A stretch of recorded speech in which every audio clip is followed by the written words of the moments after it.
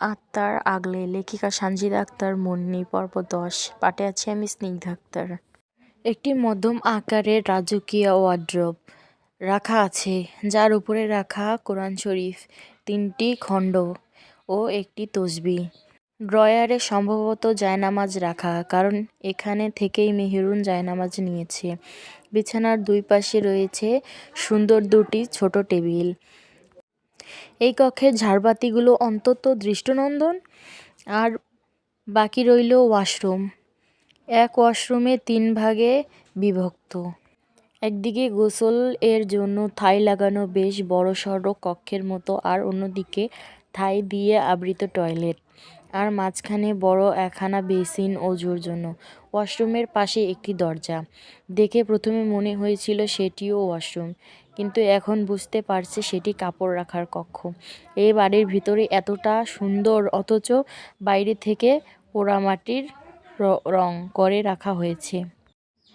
দেখে মনে হয় কত বছরের পুরনো রাজবাড়ি। এটাও চিরসত্য, এটি রাজবাড়ি।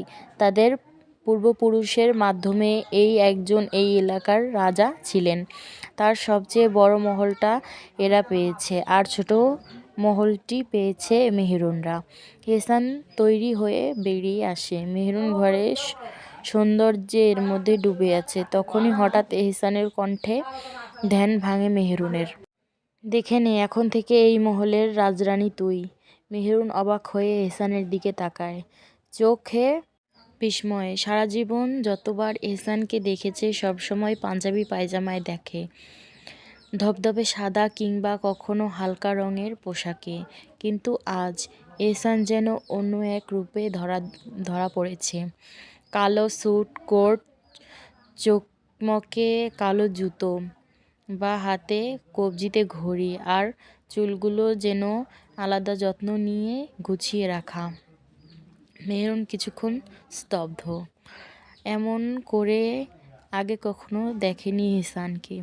স্বাভাবিক অবস্থায় তাকে সুদর্শন মনে হয়, কিন্তু আজকে এই নতুন রূপ যেন মেহেরুনের মনে কল্পনার সব প্রতিচ্ছবি ছাড়িয়ে গেছে। তবুও মেহেরুনের মনে প্রশ্ন জাগে, যাকে সে এত অপছন্দ করে তার কি সৌন্দর্য চোখে পড়ে? হয়তো নয়। তাই মেহেরুন তাচ্ছিল্যের সুরে বলে, কোনো পাপীর রানী আমি হতে চাই না। এহসান মৃদু হেসে বলে, রাজা পাপ, রানীর নিষ্পাপ। এর চেয়ে সুন্দর আর কিছু হতে পারে? কিছু বলে না। মেহেরুন শুধু ঘৃণা ভরে তাকিয়ে থাকে এহসানের পানে। এহসান তার ব্যাগ হাতে নিয়ে সালাম দিয়ে বেরিয়ে যায়। এহসান বেরিয়ে এসে আপন মনে বলে, বুকটা কেঁপে ওঠে যখন তোর চোখে ঘৃণা আমায় বিদ্ধ করে। এহসান চলে যাওয়ার খানিকক্ষণ পর এশা কক্ষে প্রবেশ করলো। তার হাতে খাবার একটি থালা। মেহেরুন এখনো এক জায়গায় স্থির হয়ে বসে আছে। এশাকে দেখে এক পলক তাকায়, তারপর দ্রুত মুখ ঘুরিয়ে নেয়। এশা ধীর পায়ে এগিয়ে এসে মেহেরুনের সামনে খাবার থালাটি রাখে। মুখে এক ধরনের বিষণ্ণতা ঝুলেছিল। নরম গলায় বলে, খুব রাগ হচ্ছে তাই না আমার ওপর? মেহেরুন ধীরে চোখে তার দিকে তাকায়। ছলছল কণ্ঠে বলে, কি করব বল? তোর ভাইয়ের জন্য আমার জীবনটা শেষ হয়ে গেল। এখন আমার কি করা উচিত তুই বল। এশা এক দীর্ঘশ্বাস ফেলে বলে, দেখ মেহেরুন, আমি জানি এই ব্যাপারটা খুব নোংরা, আমার নিজেরও ঘৃণা হয়, কিন্তু কি করব? আমার কিছুই করার নেই।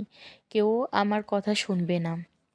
আর ভাইজান, সে তোকে কখনোই ছাড়বে না। আমার ভাইজান খুব বেশি বাজে একটা লোক। মেহেরুনের চোখে কান্নার ঢেউ ভেসে ওঠে। ফুপিয়ে ফুপিয়ে বলে, তোর ভাই একটা জানোয়ার, একটা পশু। সে আমার ভাইটাকে কুকুরের মতো মেরেছে। কি দোষ ছিল ওর? এ কথা বলেই সে হাউমাউ করে কেঁদে ওঠে। এশা দ্রুত তার গাল বেয়ে গড়িয়ে পড়া অশ্রুগুলো মুছে দিয়ে বলে, আমি কি করব বল? কিছুই করার নেই আমার। যা হোক এখন খেয়ে নে জান, ওষুধ তো খেতে হবে। তুই খুব অসুস্থ। এসা এক লোকমা ভাত মেহেরুনের মুখের সামনে ধরে। মেহেরুন গলা চেপে এক লোকমা গিলে ফেলে।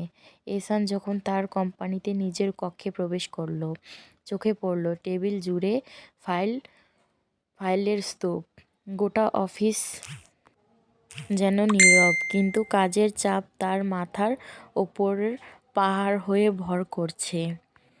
সব চিন্তা সরিয়ে সে নিজের চেয়ারে বসল, হাত বাড়িয়ে একটি ফাইল তুলে নিয়ে সই করতে শুরু করলো। কিন্তু কাজের মাঝখানেই তার মন যেন অন্য কোথাও ছুটে গেল। রাতুলের মুখ বারবার মনে পড়তে লাগলো। সেই প্রতিবন্ধী, সেই শত্রু যে এখন তার জীবনে বর্তমানে সবচেয়ে বড় বাধা। কিছুক্ষণ নিঃশব্দে বসে থাকে এহসান, তারপর গভীর চিন্তায় নিমগ্ন হয়ে টেবিলের উপর রাখা ফোনটি হাতে তুলে নেয়। এক মুহূর্ত দেরি না করে ফোন লাগায় রাতুলকে সরিয়ে দেওয়ার জন্য। একজন কিংবদন্তি স্নাইপার হায়ার করা, কারণ রাতুল এখন সর্বদাই নিরাপত্তার চাদরে মোড়া। তাকে সামনে থেকে আঘাত করা অসম্ভব, ওকে দূর থেকে উড়াতে হবে। এহসান নিজের মনে ফিসফিস করে।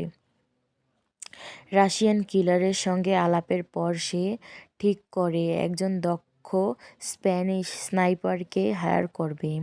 এমন একজন যার এক শর্টে সবকিছু সমাপ্তি ঘটে। পরিকল্পনা অনুযায়ী এহসান তার কাজ সম্পন্ন করে। বুকের ভেতরটা হালকা লাগলো, চোখে এক অদ্ভুত অন্ধকার নেমে আসে।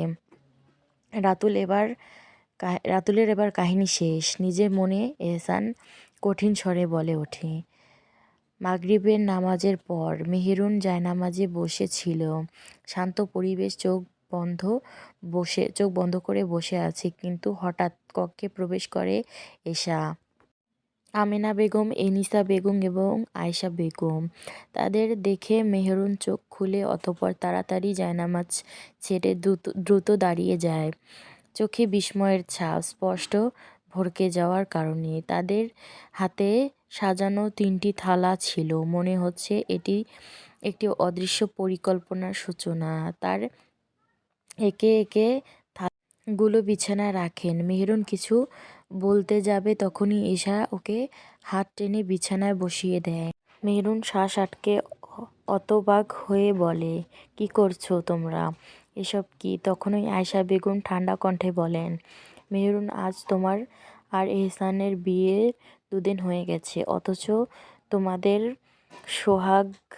সোহাগরাত কোনো ব্যবস্থা করা হয়নি। তাই আজ সেই ব্যবস্থা করা হবে। মেহেরুন তার কথা শুনে ভয়ানকভাবে আঁতকে ওঠে।